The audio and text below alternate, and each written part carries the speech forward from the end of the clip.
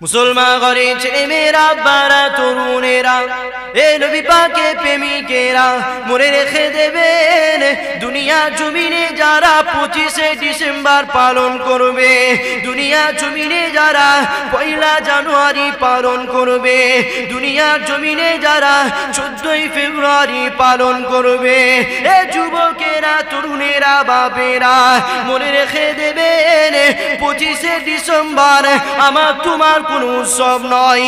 মনে রেখে দেবেন, 25শে ডিসেম্বর হলো খ্রিস্টানদের উৎসব। আপনি যদি ইসলাম মাননেওয়ালা, আপনি যদি মুসলমান হয়ে খ্রিস্টানদের উৎসব পালন করেন, আল্লাহ নবী জানিয়েছে আল মারউ মা মান আহাব্বা, দুনিয়া জমিনে যে যাকে প্রেম করবে, দুনিয়া জমিনে যে যাকে ফলো করবে, দুনিয়া জমিনে যে যাকে ভালোবাসবে, তার সাথে তার হাসর নাসর হবে। আজকে দুনিয়া জমিনে যদি আপনি 25শে ডিসেম্বর পালন করেন, মনে রেখে দেবেন মুহাম্মদ রাসূলের সঙ্গে নয়, খ্রিস্টানদের সঙ্গে আপনার হাসর নাসর হবে। আর দুনিয়ার জমিনে যদি এই রকম মাহফিলে সে বসে যান, দুনিয়া জমিনে যদি নবীর কথা শোনার জন্য ভিড় করেন, দুনিয়ার জমিনে যদি নবীর কথা শোনার জন্য লাইন দিয়ে দাঁড়িয়ে থাকেন, আল্লাহ নবীর কথা অনুযায়ী নবী পাকের সঙ্গে হাসর নাসর হয়ে যাবে।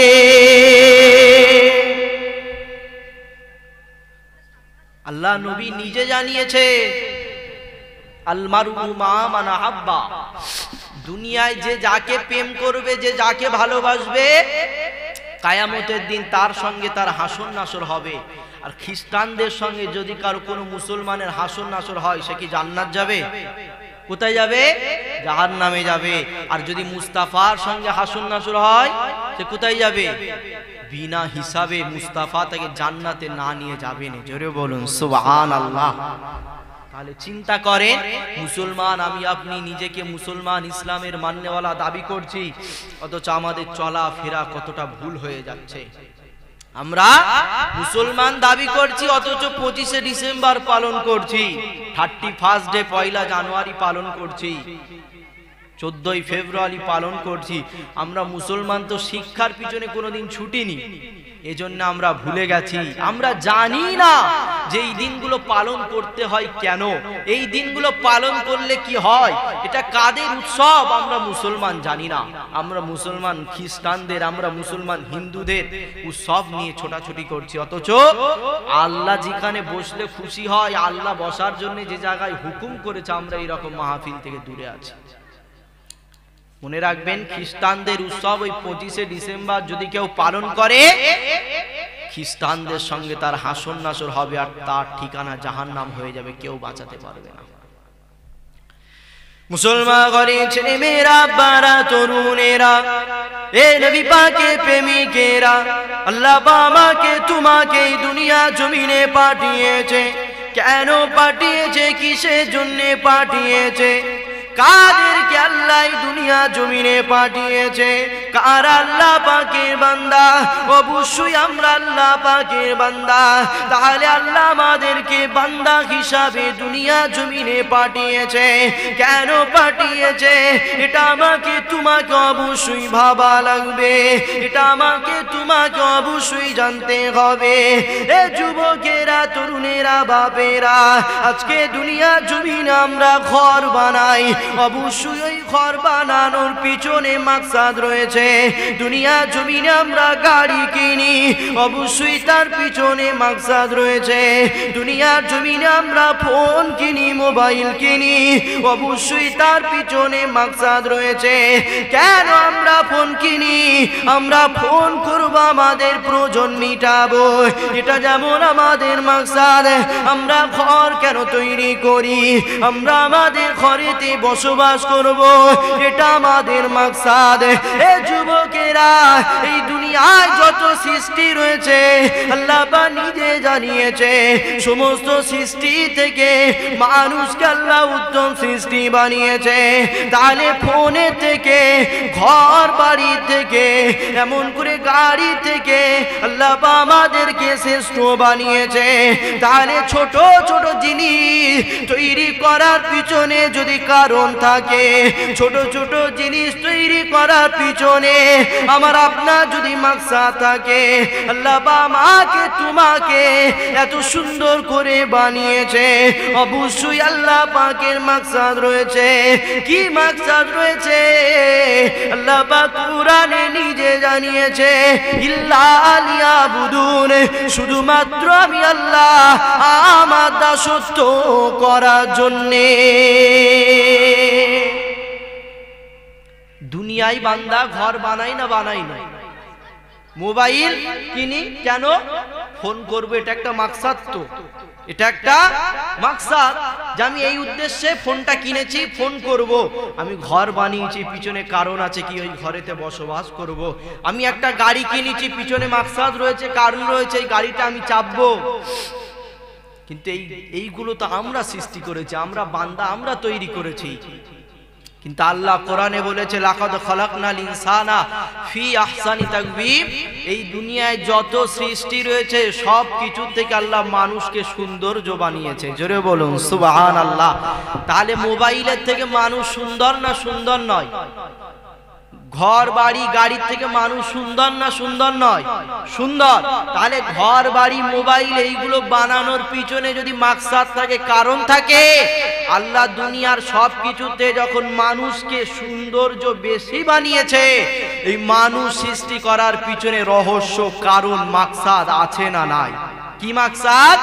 ওটা দেখতে গেলে কোরআন দেখতে হবে। কোরআনে আল্লাহ বলেছে, ইল্লা লিয়াবুদুন, শুধুমাত্র আমার দাসত্ব করবি। জোরে বলুন সুবহানাল্লাহ। তাহলে আজকে আল্লাহর দাসত্ব হচ্ছে তো? আল্লাহর দাসত্ব হচ্ছে তো? আমরা মুসলমান, আমরা খ্রিস্টানদের ধর্ম পালন করছি, উৎসব পালন করছি, কোথায় আল্লাহর দাসত্ব হচ্ছে? আজকে আমরা মুসলমান, এখানে নবীর কথা হবে, এই জায়গা থেকে দূরে আছি, অথচ খ্রিস্টানদের উৎসব, হিন্দুদের উৎসবে আমরা গিয়ে ভিড় করছি। এতে কি আল্লাহর দাসত্ব হচ্ছে? এই জন্যই তো মুসলমানদের উপরে গজব আসছে। মুসলমান ঘরে ছেলে মেয়েরা, বারা তরুণেরা, এ নবী পাকের প্রেমিকেরা, আল্লাহ পাক আমাকে তোমাকে সৃষ্টি করেছে, কত সুন্দর আমাকে তোমাকে বানিয়েছে। আল্লাহ পাক আমাকে তোমাকে কত সুন্দর দুটো পা দিয়েছে। আল্লাহ পাক আমাকে তোমাকে কত সুন্দর দুটো হাত দিয়েছে। আল্লাহ পাক আমাকে তোমাকে জবানে কথা দিয়েছে। এ যুবকেরা, তরুণেরা, বাপেরা, আল্লাহ আমাকে তোমাকে সৃষ্টি করেছে। আর আল্লাহ কুরআনে জানিয়েছে, ইল্লা লিয়াবুদুন, শুধুমাত্র আমি আল্লাহ আমার দাসত্ব করবি। এ যুবকেরা, তাহলে আল্লাহ দাসত্ব কি? আল্লাহ দেওয়া পা নিয়ে আমাকে তোমাকে আল্লাহর ঘর মসজিদে যেতে হবে। আল্লাহ দেওয়া পা নিয়ে এইরকম মাহফিল আমাকে তোমাকে আসতে হবে। আল্লাহ দেওয়া হাত নিয়ে এতিমদের মাথাতে হাত বুলাতে হবে। আল্লাহ দেওয়া হাত নিয়ে গরিব অসহায়কে সহযোগিতা করতে হবে।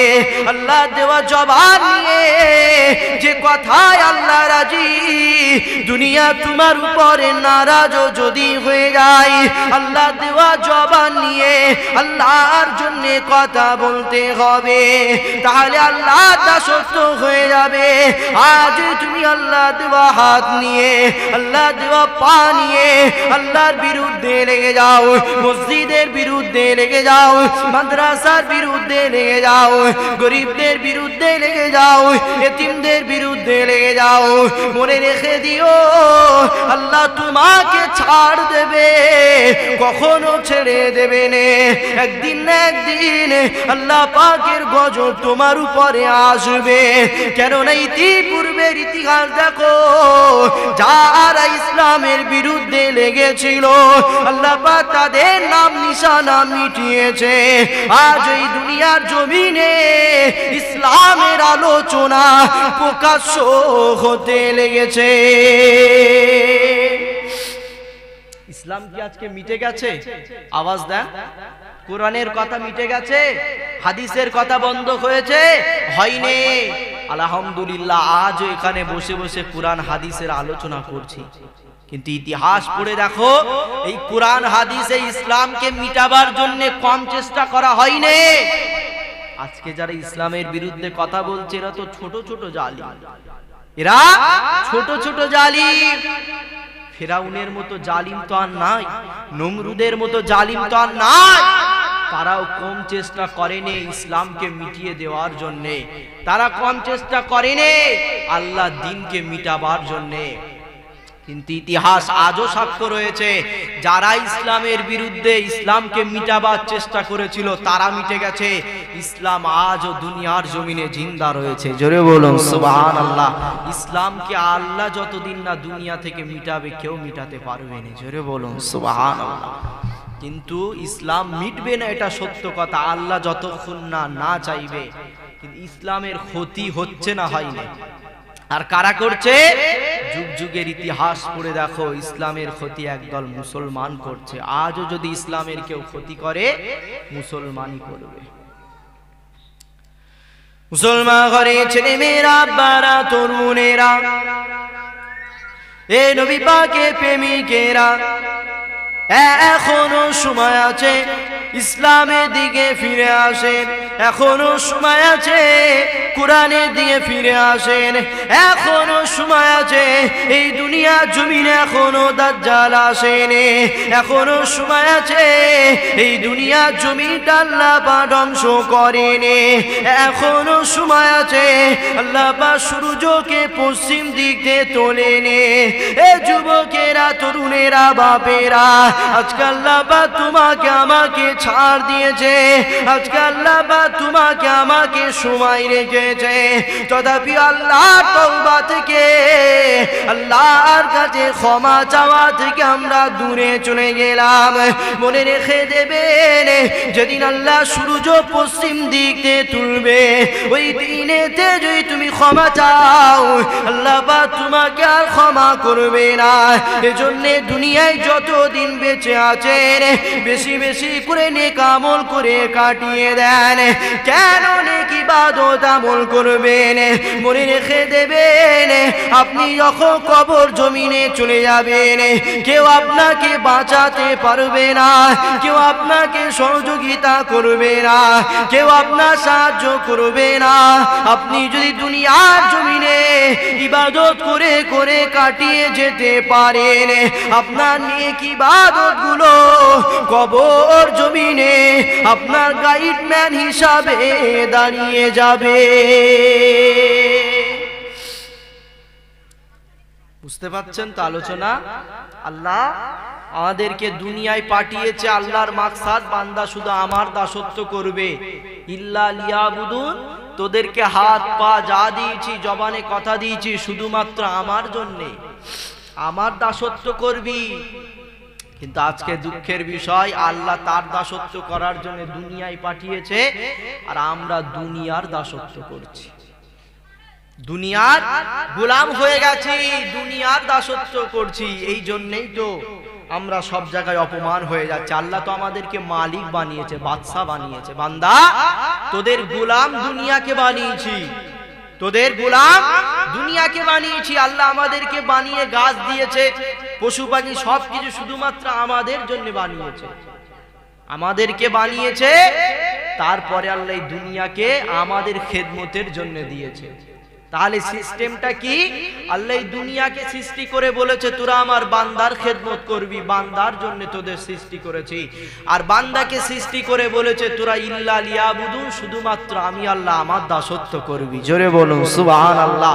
বান্দা যদি দুনিয়ার কাছ থেকে তার খেদমত নিয়ে আর বান্দার খেদমত, বান্দার দাসত্ব যদি আল্লাহকে দিতে পারে, যেদিন কিয়ামত শুরু হবে ঘোষণা হয়ে যাবে জান্নাতি ওই বান্দার জন্য জান্নাত ও খাদেম হিসাবে থাকবে। জোরে বলুন সুবহানাল্লাহ। কিন্তু আমাদের চলার পথ, আমাদের বুঝার পথ সবকিছু ভুল হয়ে যাচ্ছে, আমাদের চেষ্টা কমে যাচ্ছে। আজকে আমরা ইসলাম থেকে বেরিয়ে যাচ্ছি, চেষ্টা করছি নামাজ পড়ার জন্য, রোজা রাখার জন্য, হজ করার জন্য, কিন্তু আর পারছি না। কেন? আমরা এর মধ্যে অনেকে আছি 5 ওয়াক্ত নামাজ তো পড়ি না, তো সপ্তাহে যখন শুক্রবার আসে জুম্মার নামাজ আমাদের ছুটি, জুম্মার নামাজও আমরা পড়ি না। আবার এমনও মানুষ রয়েছে যে একদিন জুম্মার নামাজ পড়তে যায়, আবার তিন সপ্তাহ যায় না।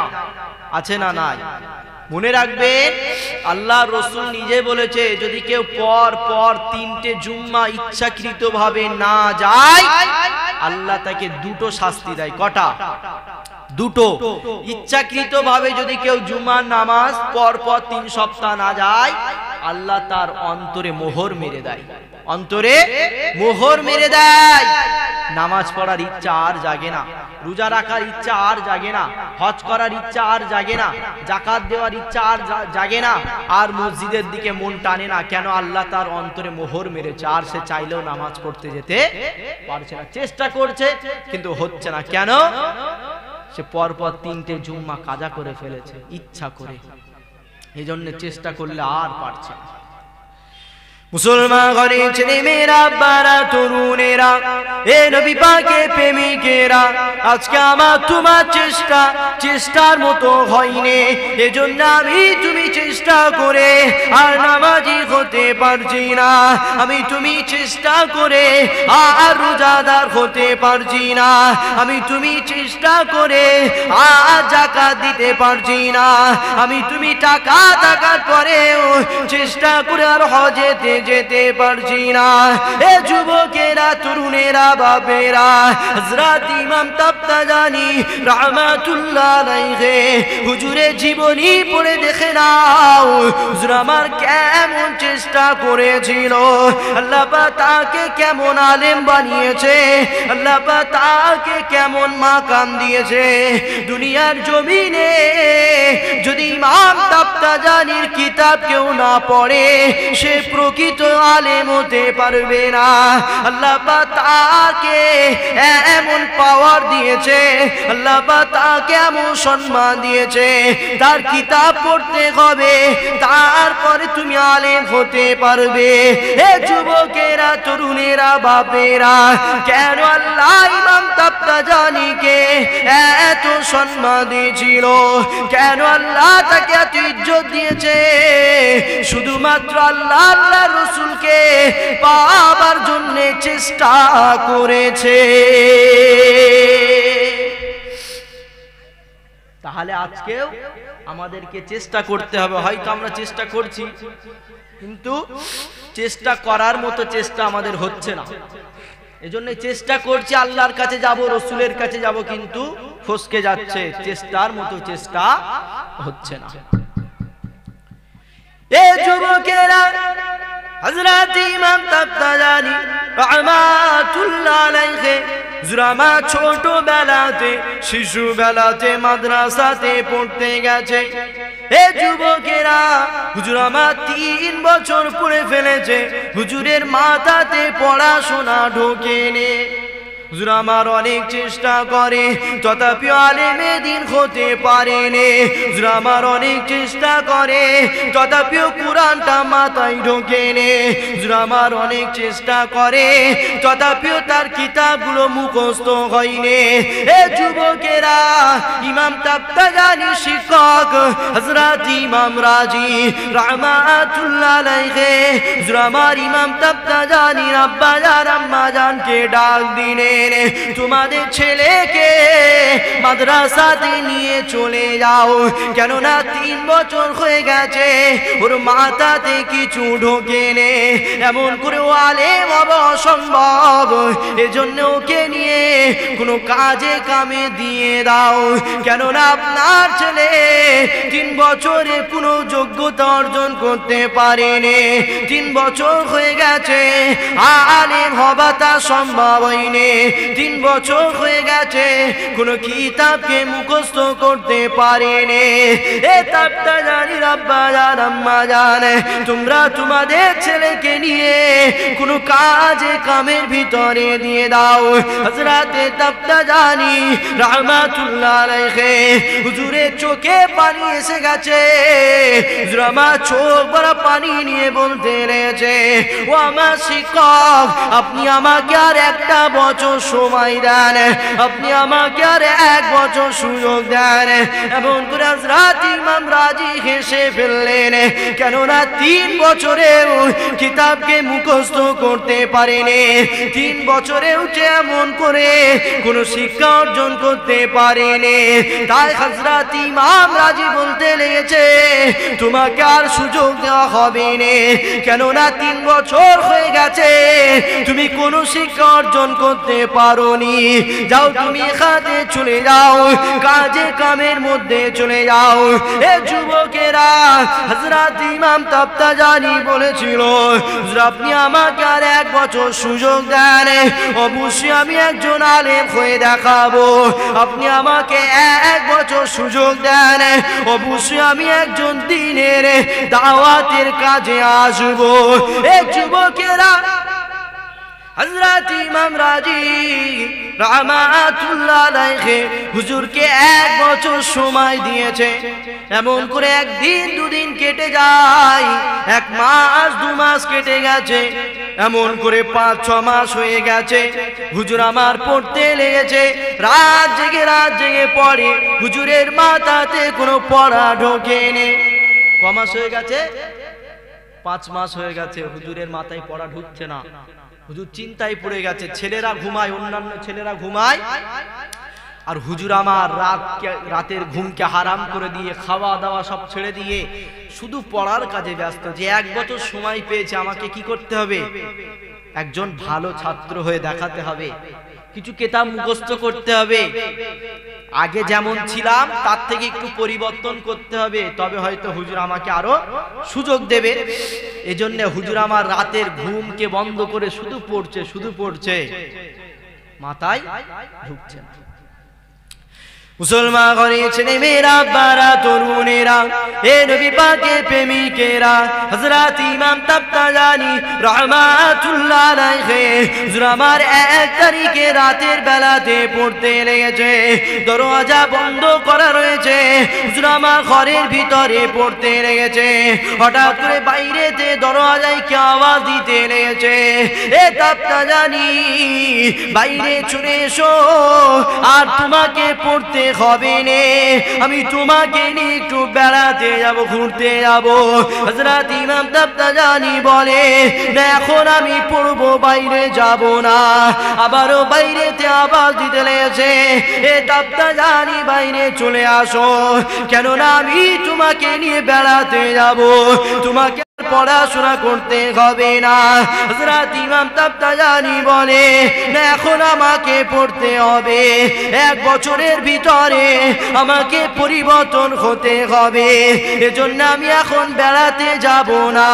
এ যুবকেরা, আবারও বাইরেতে আওয়াজ দিতে লেগেছে, এ তাবতা জানি বেরিয়ে আসো, আমি তোমাকে নিয়ে বেড়াতে যাব। হযরত তাবতা জানি আবারও আওয়াজ দেয়, না এখন আমার পড়ার সময়, আমি এখন বেড়াতে যেতে পারবো না। এ যুবকেরা, হযরত তাবতা জানিকে যখন তিনবার আওয়াজ দিয়েছে, হযরতে তাবতাজানি উত্তর দিয়েছে, না আমি বাইরে যাব না, আমাকে 1 বছরের ভিতরে পরিবর্তন হতে হবে, এজন্য আমি এখন পড়াশোনা করাই ব্যস্ত আছি, না আমি বাইরে যাব না। যখনই 3 বার বলা হয়ে গেছে, আবারও বাইরে থেকে আওয়াজ দিতে লেগেছে, এ তাবতাজানি বেরিয়ে আসো, আমি অন্য কেউ নয়, দোনো জাহানের সুলতান তোমার কাছে তাশরীফ এনেছি। আরো জোরে বলুন সুবহানাল্লাহ। কে এসেছে ইমাম তাবতাজানির কাছে? কে বলেন? আল্লাহর দোস্ত, আল্লাহর বন্ধু, আমাদের নেতা ও নবী হাজির হয়ে গেছে। জোরে বলুন সুবহানাল্লাহ। কি করে দেখতে পেল নবীকে? কেন নবী এসেছে? শুধুমাত্র চেষ্টার কারণে। চেষ্টা ছিল তাই ফল পেয়েছে। আল্লাহ রাসূল নিজে বলেছে, যে বান্দা চেষ্টা করে অবশ্যই চেষ্টার ফল পায়। ইমাম তাবতাজানি 3 বছর চেষ্টা করেছিল, আমার তোমার মতো চেষ্টা হয়নি। তারপরে যখন চেষ্টা করার মতো চেষ্টা করেছে, 1 বছরও লাগেনি, পড়াশোনা তো দূরের কথা, মুহাম্মদ রাসূল হাজির হয়ে গেছে। জোরে বলুন সুবহানাল্লাহ। নবী আমার এসে বাইরে থেকে আওয়াজ দিচ্ছে, বাইরে আসছে না কেন? চেষ্টা করছে। 3-4 বার ডাকার পরে হুজুর বলছেন, না আমি যাব না, আমাকে এখন পড়তে হবে। আর দিন দুনিয়ার বাদশা বলছে, ইমাম তাবতাজানি বাইরে এসো, দোনো জাহানের সুলতান তোমার জন্য দাঁড়িয়ে আছে। জোরে বলুন সুবহানাল্লাহ। ইমাম তাবতাজানি বাইরে গেছে, হুজুর আমার নিজের জবানে থুতু নিয়ে ইমাম তাবতাজানির গালেতে দিয়েছে। সকাল হয়ে গেছে, ক্লাসে বসেছে, শিক্ষক প্রশ্ন করছে, প্রশ্ন করতে দেরি, উত্তর দিতে দেরি হয় না। জোরে বলুন সুবহানাল্লাহ। আরো কড়া কড়া কঠিন কঠিন প্রশ্ন করছে, যত কঠিন প্রশ্ন করছে খুব সহজে উত্তর দিচ্ছে। শিক্ষক অবাক হয়ে গেছে, তাবতাজানি তুমি এসব শিখলে কোথা থেকে? বলছে আমি পড়ে শিখিনি, দিন দুনিয়ার বাদশা আমাকে শিখিয়েছে। জোরে বলুন সুবহানাল্লাহ। কি করে হলো? চেষ্টা করেছে। তাহলে আমরা মুসলমান, আমরাও তো টুপি পরি, দাড়ি রাখি, পাঞ্জাবি পরি, নামাজ পড়ি, সব করি। আমরা যদি একটু চেষ্টা করি না, মুহাম্মদ রাসূলকে আমরা দেখতে পাবো। জোরে বলুন সুবহানাল্লাহ। কেন? আল্লাহ আমাদেরকে ক্ষমা করার জন্য বসে আছে, আমরা শুধু ক্ষমা নিতে পারি না। তাই আল্লাহ আমাদেরকে ক্ষমা করার জন্য বসে আছে, যে বান্দা গুনাহ করবে আর আমি আল্লাহ ক্ষমা করব, বান্দা গুনাহ করবে আমি আল্লাহ মাফ করব। কিন্তু আমরা গুনাহ করতে পারি, মাফ চাইতে পারি না। এজন্যই তো আমরা গুনাহগার হয়েই মরছি। কিন্তু যদি আমরা মাফটা চেয়ে নিই, অবশ্যই আল্লাহ মাফ করবে। কেননা ইতিহাস পড়ে দেখে না, এ যুবকেরা, তরুণেরা, বাপেরা, ফেরাউনকে আল্লাহ চুবিয়ে চুবিয়ে মেরেছিল। ফেরাউনকে যখনই আল্লাহ চুবিয়েছে, সঙ্গে সঙ্গে ফেরাউন বলে দিয়েছে আনা মুসলিমিন। ফেরাউন মুসলমান দাবি করেছে। কখন? কখন দাবি করেছে? যখন আল্লাহ চুবিয়েছে, আর সময় নাই, কিন্তু আল্লাহ আর নেবে। এ যুবকেরা, তরুণেরা, বাপেরা, যখনই ফেরাউন দুনিয়া জমিতে মিটতে লেগেছে, এই দুনিয়া জমিতে যখনই বিদায় হতে লেগেছে, যখনই ফেরাউন বুঝে গেছে দুনিয়ার জমিন আর আমার বেঁচে থাকা হবে না, এমন সময় ফেরাউন স্বীকার করছে আনা মুসলিমিন, আমি একজন মুসলমান। আল্লাহ পাক ফেরাউনের তওবাকে নেয়নি, আল্লাহ পাক ফেরাউনের ক্ষমা চাওয়াকে পছন্দ করেনি। এ যুবকেরা, তাই আজও বলে দিয়ে যাই, আজও আমার তোমার আল্লাহ সময় দিয়েছে, আজও আমার তোমার সুযোগ রয়েছে। এখনো সূর্য পূর্ব দিক থেকে ওঠে, এখনো সূর্য পশ্চিম দিক থেকে ওঠে রে। যদি পশ্চিম দিকে সূর্য উঠে যায় আর আমি তুমি যদি তওবা করি, মাপ চাই, আমার তোমারও হালাত ফেরাউনের মতো হবে। কেননা ফেরাউন সর্বশেষে যখনই আজরাইল এসে গেছে তখন তওবা করতে চেয়েছে, আল্লাহ পাক তওবাকে কবুল করেনি। তাই আজও যদি কোনো বান্দা তওবা না করে, এমন করে যখন পশ্চিম দিক দিয়ে সূর্য উঠবে যদি আমি তুমি তওবা করি, আল্লাহ পাক আমার তোমার তওবাকে কবুল করবে না। কেন? রাসূল নিজে বলে দিয়েছে যখন পশ্চিম দিক থেকে সূর্য উঠবে তওবার রাস্তা বন্ধ হয়ে যাবে। আজকে তওবার দরওয়াজা খোলা আছে না নাই? আজকে বান্দা তওবা করলে আল্লাহ মাফ করছে না করেনি? করছে। কিন্তু কাল যখন সূর্য পশ্চিম দিক থেকে উঠবে আর সময় নাই, আর সময় নাই, তওবা করলেও আল্লাহ নেবে না। আর একটা সময় তওবা করলে আল্লাহ ক্ষমা করে না, মাফ করে না, কবুল করে না, যখন আজরাইল তার কাছে পৌঁছে যায়। তোমাকে আল্লাহ 40 বছর, 50 বছর, 60 বছর, 70 বছর সময় দিয়েছে, সারা জীবনে তওবা করার সুযোগ পাওনি, করনি। আর যখন আজরাইল তোমার কাছে চলে এসেছে রূহ কবজ করার জন্য, তখন বলছে আনা মুসলিমিন, আমি মুসলমান, আল্লাহ নেবে না। কানুন নাম শুনেছেন? ওই কানুনও বলেছিল যখন কানুনের রাজত্ব সহ কানুনকে আল্লাহ মাটিতে গেড়ে দিচ্ছিল, যখন পা পর্যন্ত পুঁতে দিয়েছে, কানুন ভাবছে এখনো আমার রাজত্ব রয়েছে, আল্লাহকে স্বীকার করেনি। যখন বুক পর্যন্ত পুঁতে দিয়েছে তখনও স্বীকার করেনি, ভাবছে আমার রাজত্ব এখনো আছে। যখন গলা পর্যন্ত পুঁতে দিয়েছে, কানুন বলছে এ মুসা তুমি যে আল্লাহকে মানো আমিও সেই আল্লাহকে মানি। জোরে বলুন সুবহানাল্লাহ।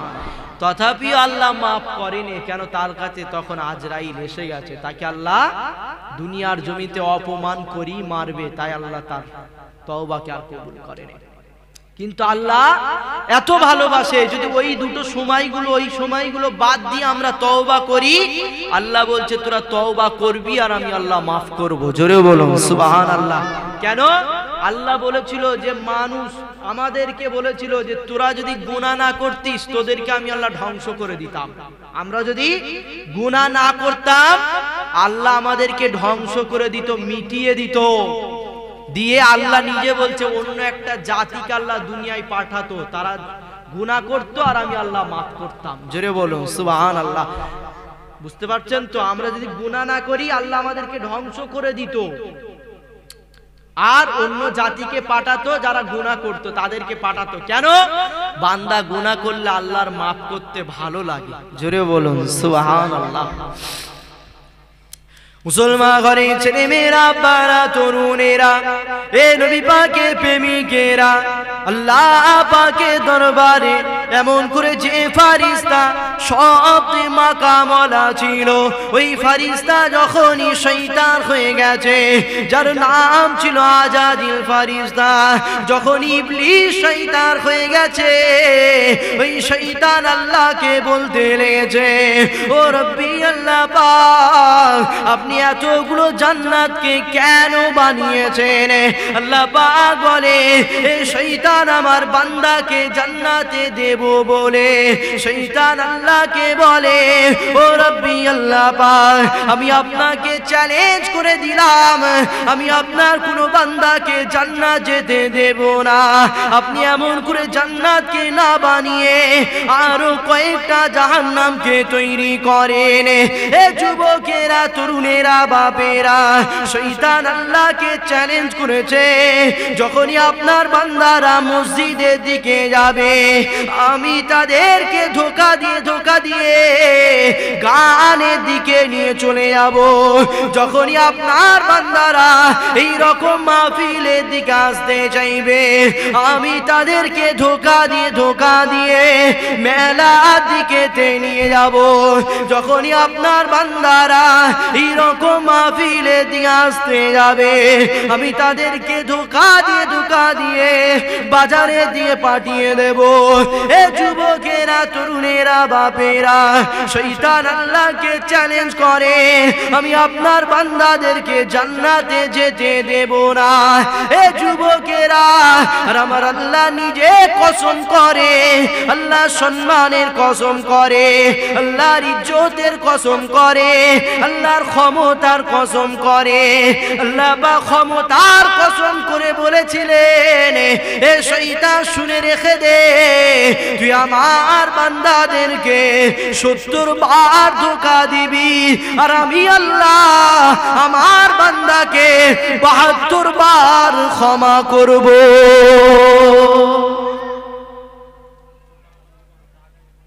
শয়তান আল্লাহর সঙ্গে চ্যালেঞ্জ করছে যে আমি আপনার বান্দাদেরকে ধোঁকা দেব। তারা মসজিদে যেতে চাইবে, আমি মসজিদ থেকে সরিয়ে গানের দিকে নিয়ে যাব। তারা এইরকম জলসার মাহফিলে আসতে চাইবে, বসতে চাইবে, তাদেরকে ধোঁকা দিয়ে বাজারের দিকে নিয়ে যাব। আর আল্লাহ বলছে, শয়তান তুই আমার বান্দাকে ধোঁকা দিবি, আর আমি আমার বান্দাকে হিফাজত করব। জোরে বলুন সুবহানাল্লাহ। তাহলে চিন্তা করেন, আল্লাহ আমাদেরকে ভালো এখনো বাসে, তাই শয়তান ধোঁকা দিচ্ছিল এই মাহফিল থেকে সরানো, কিন্তু আল্লাহ শয়তানের থেকে আল্লাহ ইজ্জতের কসম করে, ক্ষমতার কসম করে আল্লাহ আমাদেরকে এই জায়গায় বসিয়েছে। জোরে বলুন সুবহানাল্লাহ। আল্লাহ তার ক্ষমতার কসম, ইজ্জতের কসম করেছিল, তাই তো শয়তান আমাদেরকে জাহান্নামী বানাতে পারেনি, আমাদেরকে এই জায়গায় আল্লাহ বসিয়েছে। দুরূদ শরীফ আল্লাহুম্মা সাল্লি আলা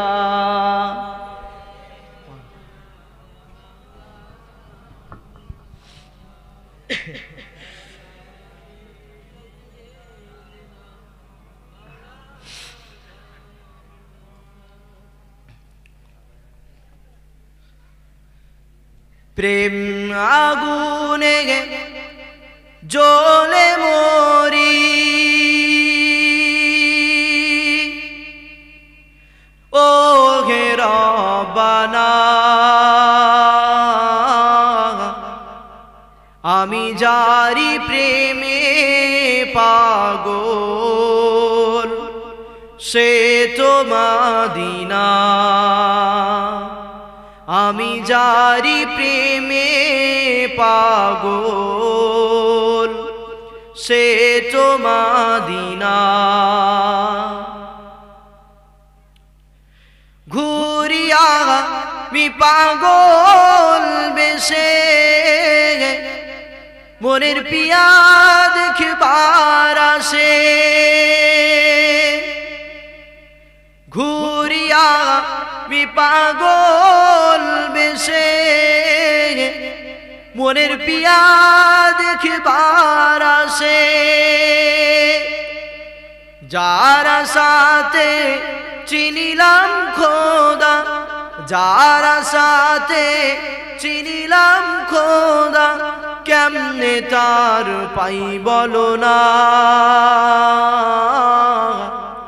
আমি যারি প্রেমে পাগল, সে তো মদিনা। আমি যারি প্রেমে পাগল, সে তো মদিনা।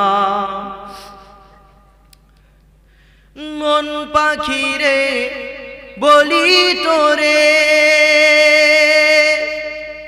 উড়ে যা তুই সেই সাহারে। মন পাখিরে বলি তোরে, উড়ে যা তুই সেই সাহারে। যে সাহারে গেলে পরে, যে সাহারে গেলে পরে, মিটবে মনের বেদনা। আমি যারি প্রেমে পাগল, সে তো মদিনা। আমি যারি প্রেমে পাগল, সে তো মদিনা। আল্লাহুম্মা সাল্লি আলা